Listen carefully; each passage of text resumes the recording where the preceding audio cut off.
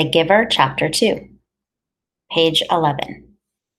Jonas watched as his father poured a fresh cup of coffee. He waited. His father finally said, every December was exciting to me when I was young, and it has been for you and Lily too, I'm sure. Each December brings such changes. Jonas nodded. He could remember the Decembers back to when he had become, well, probably a 4. The earlier ones were lost to him, but he observed them each year, and he remembered Lily's earliest Decembers. He remembered when his family received Lily, the day she was named, the day that she had become a 1. The ceremony for the ones was always noisy and fun. Each December, all the new children born in the previous year turned 1. One at a time, there were always 50 in each year's group, if none had been released.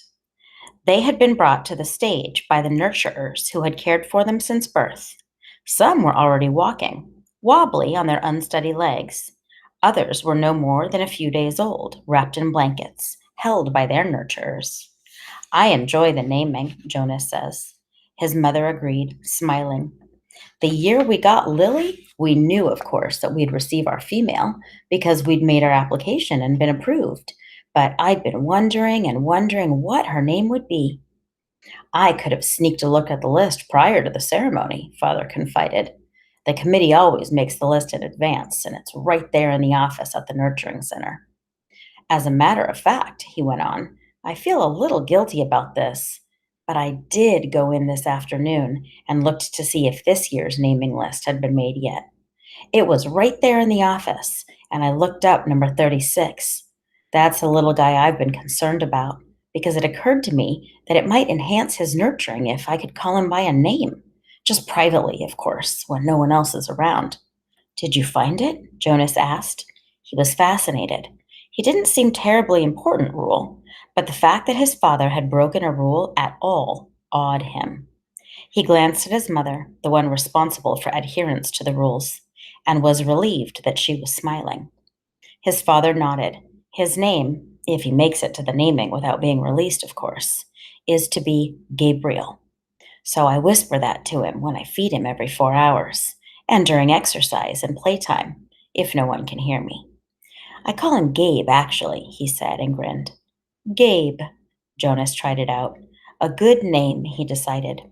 Though Jonas had only become a 5 the year that they acquired Lily and learned her name, he remembered the excitement, the conversations at home, wondering about her, how she would look, who she would be, how she would fit into their established family unit.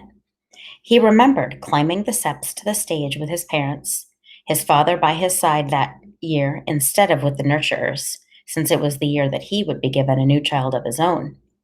He remembered his mother taking the new child, his sister, into her arms, while the document was read to the assembly family units. New child 23, the namer had read. Lily! He remembered of his father's look of delight, and that his father whispered, She's one of my favorites. I was hoping for her to be the one. The crowd had clapped, and Jonas had grinned. He liked his sister's name. Lily, barely awake, had waved her small fist.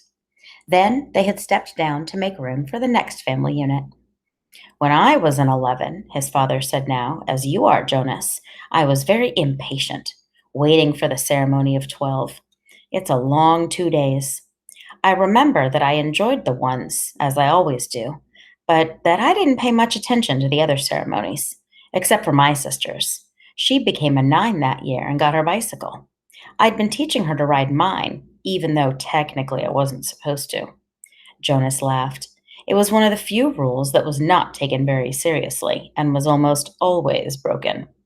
The children all received their bicycles at 9. They were not allowed to ride bicycles before then, but almost always the older brothers and sisters had secretly taught the younger ones. Jonas had been thinking already about teaching Lily. There was talk about changing the rule and giving the bicycles at an earlier age. A committee was studying the idea. When something went out to a committee for study, the people always joked about it. Excuse me.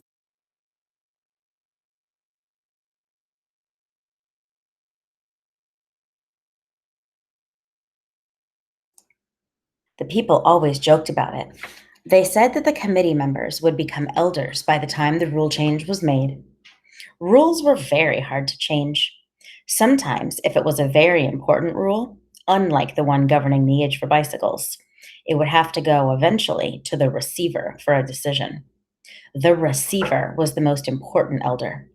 Jonas had never even seen him that he knew of. Someone in a position of such importance lived and worked alone. But the committee would never bother the receiver with a question about bicycles. They would simply fret and argue about it themselves for years until the citizens forgot that it had ever gone to them for study. His father continued. So I watched and cheered when my sister Katya became a 9 and removed her hair ribbons and got her bicycle, father went on. Then I didn't pay much attention to the 10s and 11s. And finally, at the end of the second day, which seemed to go on forever, it was my turn. It was the ceremony of 12. Jonas shivered. He pictured his father, who must have been a shy and quiet boy, for he was a shy and quiet man, seated with his group, waiting to be called to the stage. The ceremony of 12 was the last of the ceremonies, the most important. I remember how proud my parents looked, and my sister too, even though she wanted to be out riding the bicycle publicly. She stopped fidgeting and was very still and attentive when my turn came. But to be honest, Jonas, his father said, for me, there was not the element of suspense that there is with your ceremony, because I was already fairly certain of what my assignment was to be. Jonas was surprised. There was no way, really, to know in advance. It was a secret selection made by the leaders of the community, the committee of elders, who took the responsibility so seriously that there were never even any jokes made about assignments. His mother seemed surprised too. How could you have known? She asked. His father smiled his gentle smile. Well, it was clear to me, and my parents later confessed that it had been obvious to them too what my aptitude was. I had always loved the new children more than anything. When my friends in my age group were holding bicycle races, or building toy vehicles, or bridges with their construction sets, or all the things I do with my friends, Jonas pointed out, and his mother nodded in agreement. I always participated, of course, because as children we must experience all those things. And I studied hard in school, as you do, Jonas. But again and again during free time, I found myself drawn to the new children. I spent almost all my volunteer hours helping in the nurturing center. Of course, the elders knew that from their observation. Jonas nodded. During the past year, he had been aware of the increasing level of observation. In school, at recreation time, and during volunteer hours, he had noticed the elders watching him and the other 11s. He had seen them taking notes. He knew, too, that the elders were meeting for long hours with all of the instructors that he and the other 11s had during their years of school. So I expected it, and I was pleased, but not at all surprised when my assignment was announced as a nurturer, Father explained. Did everyone applaud, even though they weren't surprised? Jonas asked. Oh, of course. They were happy for me, that my assignment was what I wanted most. I felt very fortunate. His father smiled. Were any of the 11s disappointed your year? Jonas asked. Unlike his father, he had no idea what his assignment would be, but he knew that some would disappoint him. Though he respected his father's work, nurture would not be his wish, and he didn't envy laborers at all. His father thought, no, I don't think so. Of course, the elders are so careful in their observations and selections. I think it's probably the most important job in our community, his mother commented. My friend Yoshiko was surprised by her selection as doctor, father said, but she was thrilled.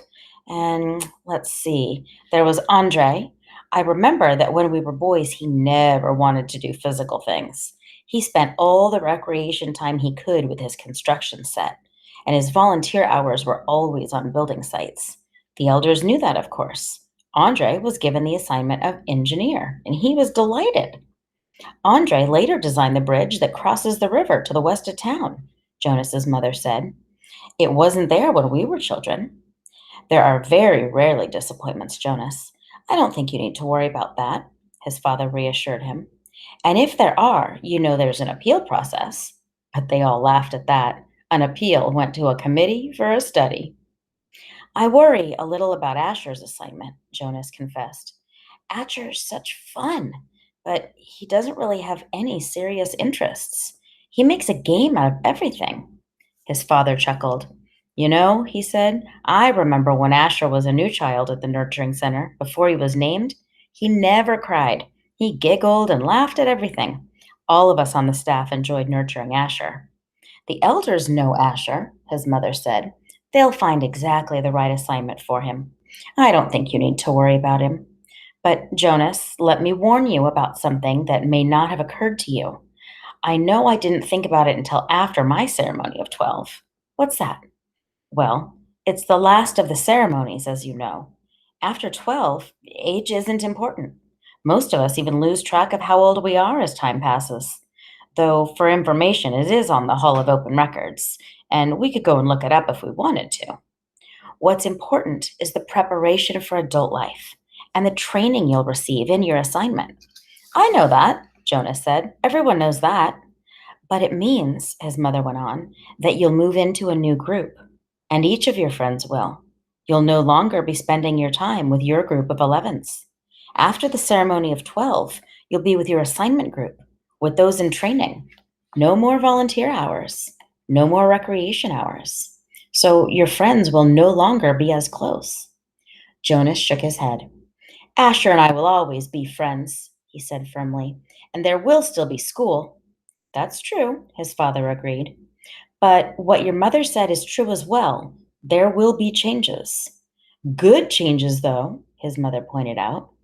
After my ceremony of 12, I missed my childhood recreation. But when I entered my training for law and justice, I found myself with people who shared my interests. I made friends on a new level, friends of all ages. Did you still play at all after 12? Jonas asked. Occasionally, his mother replied, but it didn't seem as important to me. I did, his father said, laughing. I still do, every day at the nurturing center. I play bounce on the knee and peekaboo and hug the teddy. He reached over and stroked Jonas's neatly trimmed hair. Fun doesn't end when you become 12. Lily appeared, wearing her night clothes, in the doorway. She gave an impatient sigh. This is certainly a very long private conversation, she said, and there are certain people waiting for their comfort object. Lily, her mother said fondly, you're very close to being an 8. And when you're an 8, your comfort object will be taken away. It'll be recycled to younger children. You should be starting to go off to sleep without it. But her father had already gone to the shelf and taken down the stuffed elephant which was kept there. Many of the comfort object, like Lily's, were soft, stuffed, imaginary creatures. Jonas had been called a bear. Here you are, Lily Billy, he said. I'll come help you remove your hair ribbons. Jonas and his mother rolled their eyes, yet they watched affectionately as Lily and her father headed to her sleeping room with the stuffed elephant that had been given to her as a comfort object when she was born. His mother moved to her big desk and opened a briefcase. Her work never seemed to end, even when she was at home in the evening. Jonas went to his own desk and began to sort through his school papers for the evening's assignment. But his mind was still on December and the coming ceremony. Though he had been reassured by the talk with his parents, he hadn't the slightest idea what assignment the elders would be selecting for his future, or how he might feel about it when the day came.